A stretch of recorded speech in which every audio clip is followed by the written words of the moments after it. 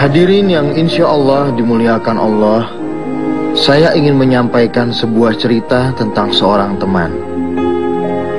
Ia adalah seorang pengusaha yang begitu sukses. Karyawannya banyak dan hampir setiap tahun dia mengumrohkan para karyawannya. Bahkan hampir setiap tahun dia berangkat haji. Saya katakan padanya, luar biasa ibadahmu.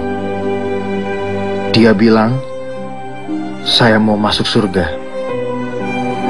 Saya tersenyum dan tidak lama kemudian teleponnya berdering.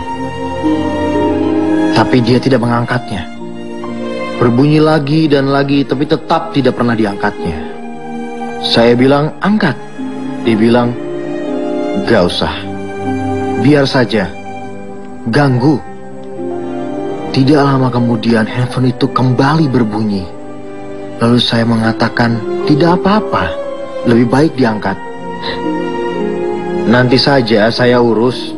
Bisa saya telepon balik kok. Begitu penasarannya saya. Lalu saya ambil handphone itu. Ternyata di layarnya tertulis, ibunya yang menelpon. Saya sodorkan handphone ini kepada dia. Saya bilang, angkat. Maka dengan sangat terpaksa dia mengambil handphone itu, lalu dia mengangkatnya. Dan dia bilang, ada apa, Bu? Ibunya mengatakan, Nak, Ibu rindu sama kamu. Ibu kangen.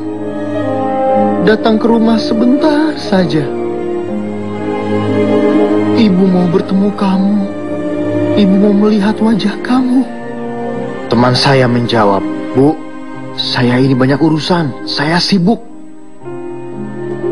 Saya banyak pekerjaan. Kapan-kapan lah saya datang ke rumah. Sekali-sekali temani ibu makan, Nak. Teman saya berkata, iya nanti sajalah, Bu. Lalu dia mematikan handphone itu. Ketika saya sampai di rumah, malam tiba dan saya dikagetkan oleh sebuah telepon yang ternyata adalah dari teman saya yang bertemu tadi sore. Dia bicara dengan nada yang begitu keras dan pilu sampai saya tidak bisa mendengar dia bicara apa. Dan saya tanya, ada apa? Ibu saya meninggal dunia.